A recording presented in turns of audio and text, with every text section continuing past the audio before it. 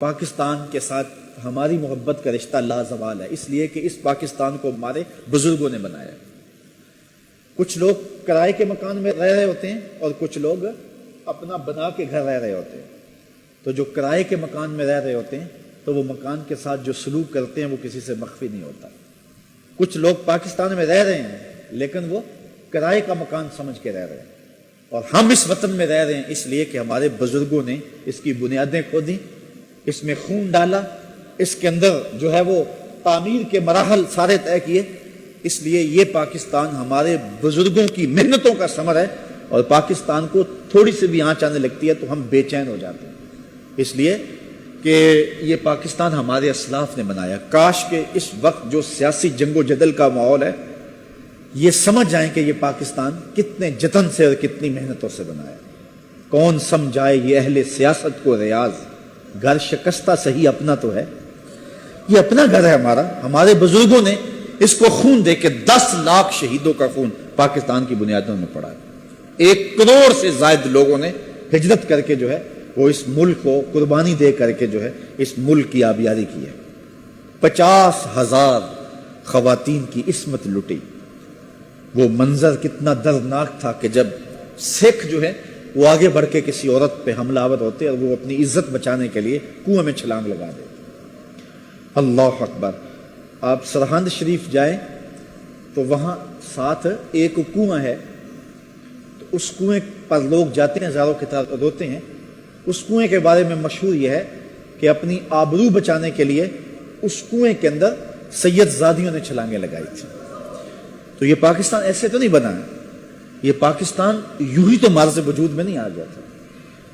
میں کہانی پڑھ رہا تھا، ایک شخص کہتا کہ سکھوں کا جتھا میرے پیچھے آیا اور آگے نہر تھی، اور میں نے محسوس کیا کہ نہر میں بہت سارے لوگ تیرتے ہوئے جا رہے ہیں۔ تو میں نے بھی ایک لکڑی پکڑی اور اس لکڑی کو پکڑ کے نہر میں چھلانگ لگا دی تاکہ میں بھی اس کے سہارے جو ہے وہ آگے چلا جاؤں۔ تو کہتے ہیں کہ میں نے جب چھلانگ لگائی تو چاروں جانب لوگوں کا ہجوم تھا، اور میں نے کہا کتنے لوگ اس طرح میری طرح جان بچا رہے ہیں، لیکن جب میں نے دائیں بائیں جو ہے دیکھا تو میرے علاوہ ساری لاشیں ہی تیر رہی تھی۔ اتنے لوگوں نے خون دیا، اتنے لوگوں نے خون دیا۔ تو پاکستان اس لیے ہمارے بزرگوں نے نہیں بنایا تھا کہ بن جائے نشیمن تو کوئی آگ لگا دے، تقدیر نے اس لیے تنکے نہیں چنوائے تھے۔ اس پاکستان کی بنیادوں کے اندر لہو ہے، خون ہے۔ میرے والد گرامی رحمۃ اللہ تعالی علیہ جب 14 اگست آتا تھا تو آپ اللہ کا شکر بھی ادا کرتے تھے، پاکستان کے لیے دعائیں بھی مانگتے تھے، لیکن میں نے دیکھا کہ ان کی آنکھوں میں آنسو اس دن زیادہ ہوتے تھے، ان کو وہ مناظر یاد آتے تھے، بلکہ مجھے فرمایا کرتے تھے ہر 14 اگست کو شام کو ہم ان کے دائیں بائیں بیٹھ جاتے اور وہ پاکستان بننے کے حالات ہمارے سامنے رکھتے۔ تو ایک مرتبہ ہمارے گھر میں ایک خاتون تشریف لائیں، تو بڑی گرم جوشی کے ساتھ بزرگوں نے اس کو بٹھایا، استقبال کیا۔